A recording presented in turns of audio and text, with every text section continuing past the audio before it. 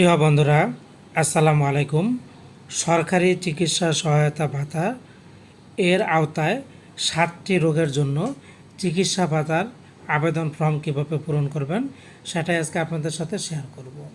তো খেয়াল করুন, গণপ্রজাতন্ত্রী বাংলাদেশ সরকার যে সকল রোগের জন্য আর্থিক সহায়তা দিয়ে থাকে, ক্যান্সার, কিডনি রোগ, লিভার সিরোসিস, প্যারালাইসিস, হৃদরোগ, লিউকোমিয়া এবং থ্যালোসেমিয়া, এই রোগগুলির জন্য সরকার আর্থিক সহায়তা দিয়ে থাকে সমাজ কল্যাণ মন্ত্রণালয়ের অধীনে। তা আবেদন ফর্মটা কীভাবে পূরণ করবেন সেটা আপনাদের শেয়ার করব। প্রথমে এখানে আপনাদেরকে পাসপোর্ট সাইজের ছবি আঠা দিয়ে লাগাতে হবে। এরপর আবেদন ফর্ম পূরণ কীভাবে করবেন, প্রথমে হচ্ছে আবেদনের তারিখ লিখবেন, তারপর হচ্ছে বরাবর সচিব সমাজ কল্যাণ মন্ত্রণালয়, এখানে যা আছে তা তো থাকবেই। আপনাদেরকে কার্যালয়ের নামটা লিখতে হবে, আপনি কোন কার্যালয়ে বরাবর আবেদনটা করছেন এবং কোন উপজেলা এবং জেলা বরাবর আবেদন করছেন আপনাকে আপনার নিজ জেলা এবং উপজেলা লিখতে হবে। এরপর এখানে বিষয়টা হচ্ছে আর্থিক সহায়তার জন্য আবেদন। মহোদয় আমি আমার, এখানে আপনার নাম লিখবেন, তারপর আপনি কোন রোগে আক্রান্ত এই রোগের নামটা এখানে লিখে দেবেন। এখানে রোগগুলি হচ্ছে cancer, kidney, liver cirrhosis, paralysis, হৃদরোগ, লিউকোমিয়া, থ্যালাসেমিয়া, যে রোগটা আপনার সেই রোগের নামটা লিখে দেবেন।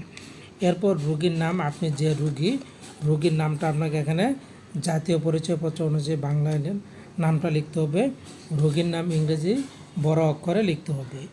এরপর রোগীর জাতীয় পরিচয়পত্র নম্বর অথবা রোগীর জন্ম নিবন্ধন নম্বর 18 বছরের কম হলে যে কোনো একটা এখানে নাম্বারটা লিখে দিতে হবে। এখানে হচ্ছে এইটুকু। এরপর আমরা চলে যাব পরের পেজে যেটা করতে হবে, প্রতিবন্ধিতা নিবন্ধন নম্বর। আপনি যদি কোনো প্রতিবন্ধকতা থাকে তাহলে তার একটা নিবন্ধন আছে, সেই নিবন্ধন নাম্বারটা এখানে দিতে হবে। আর যদি না থাকে তাহলে দেওয়ার দরকার নাই। এরপর রোগীর জন্ম তারিখ, দিন দিবেন, মাস দিবেন, বছর দিবেন। রোগীর বয়স, আপনারা যে আবেদন করতেছেন আবেদনের তারিখে রোগীর বয়সটা কত এখানে লিখে দেবেন। রোগীর লিঙ্গ নারী, পুরুষ বা হিজড়া টিক দিয়ে দিবেন। মাতার নাম বাংলাতে লিখবেন, রোগীর পিতার নাম বাংলাতে লিখবেন। রোগীর অবস্থা, বৈবাহিক অবস্থা, অবিবাহিত, বিবাহিত, বিধবা, বিপত্তিক, স্বামী স্ত্রী পুত্র পৃথক, তালাকপ্রাপ্ত যেটা আছে এটা টিক দিয়ে দিবেন। রোগী যেখানে বসবাস করে তার বর্তমান ঠিকানা দিবেন। গ্রাম, এলাকার নাম, বাড়ি নম্বর, ডাকঘর, উপজেলা, থানা, জেলার নাম। এরপর দিতে হবে 12 নম্বরে রোগীর স্থায়ী ঠিকানা, রোগীর এলাকার নাম, বাড়ির নম্বর, ডাকঘর, উপজেলা, থানা, জেলা। যদি রোগীর স্থায়ী বর্তমান ঠিকানা এক হয় তারপরেও আপনাকে 2টি ঠিকানা লিখতে হবে। এরপর রোগীর একজন অভিভাবক লাগবে, তো রোগীর অভিভাবকের পেশাটা এখানে 13 নম্বরে লিখে দিবেন। 14 নম্বরে রোগীর অভিভাবকের আইনগত বাৎসরিক আয় বা ব্যয় এখানে লিখতে হবে। 15 নম্বর রোগীর অভিভাবক আইনগত অভিভাবকের প্রযোজ্য ক্ষেত্রে ব্যাংক সংক্রান্ত তথ্য দিতে হবে। ব্যাংক হিসাবের নাম লিখতে হবে, শিরোনাম, কী নামে ব্যাংকে অ্যাকাউন্ট করা, ব্যাংকের অ্যাকাউন্ট নাম্বার লিখতে হবে, ব্যাংকের রাউটিং নম্বর লিখতে হবে, ব্যাংক ও শাখার নাম লিখতে হবে, মোবাইল নাম্বার দিতে হবে। কারণ রোগী যখন আর্থিক অনুদান পাবে তার টাকাটা কিন্তু সরাসরি ব্যাংকে চলে যাবে। এরপর যেটা করতে হবে 16 নম্বর, আমরা চলে যাচ্ছি পরের পেজে।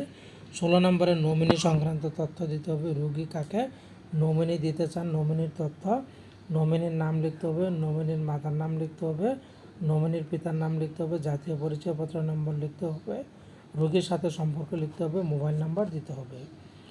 17 নম্বর, এই কার্যক্রমের আওতায় ইতিপূর্বে আর্থিক সহায়তা গ্রহণ করেছেন কি না, হ্যাঁ হলে হ্যাঁ লিখবেন, না হলে না লিখবেন। এরপর আমি নিশ্চিত করিতেছি যে উপরের তথ্য সঠিক, এখানে রোগীকে তার আবেদনকারী হিসাবে তার স্বাক্ষরটা দিতে হবে। এরপর নিচে রোগীর বয়স, আবেদনের তারিখে 18 বছরের কম হলে বৈধ অভিভাবক সে আবেদন করতে পারবেন। সেক্ষেত্রে আবেদনকারীর নাম, রোগীর সাথে আবেদনকারীর সম্পর্ক, আবেদনকারীর জাতীয় পরিচয়পত্রের নম্বর, আবেদনকারীর মোবাইল নম্বর। আর যদি রোগীর বয়স 18 বছরের বেশি হয়ে যায় তাহলে এই তথ্যটা না দিলেও চলবে।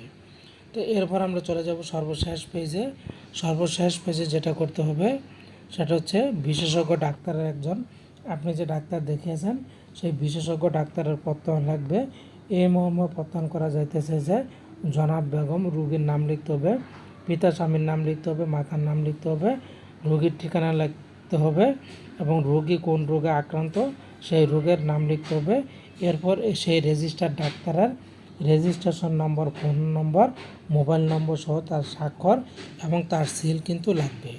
এছাড়া কিছু কাগজ সংযুক্ত করতে হবে, সেটা হচ্ছে রোগীর প্রযোজ্য ক্ষেত্রে রোগীর আবেদনকারীর অভিভাবক বা আইনগত অভিভাবকের জাতীয় পরিচয়পত্রের ফটোকপি, জন্ম নিবন্ধনের ফটোকপি, রোগী এবং প্রযোজ্য ক্ষেত্রে রোগীর আবেদনকারী অভিভাবক 1 কপি পাসপোর্ট সাইজের ছবি, ব্যাংকে প্রদত্ত চেক বইয়ের পাতার ফটোকপি, চিকিৎসার সর্বশেষ ব্যবস্থাপত্রের কপি, রোগ শনাক্তকরণ বিভিন্ন রিপোর্ট থাকবে, রিপোর্টের কপি, এগুলি তাছাড়া এগুলি স্ক্যান করে আপলোড করে জমা দিতে হবে।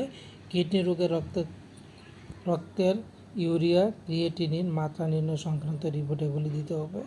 লিভার সিরোসিস রোগের ক্ষেত্রে আলট্রাসোনোগ্রাফ রিপোর্ট সহ অন্যান্য টেস্টের রিপোর্ট দিতে হবে। প্যারালাইসিস রোগের ক্ষেত্রে আক্রান্ত রোগীর এমআরআই, সিটি স্ক্যান এগুলি দিতে হবে।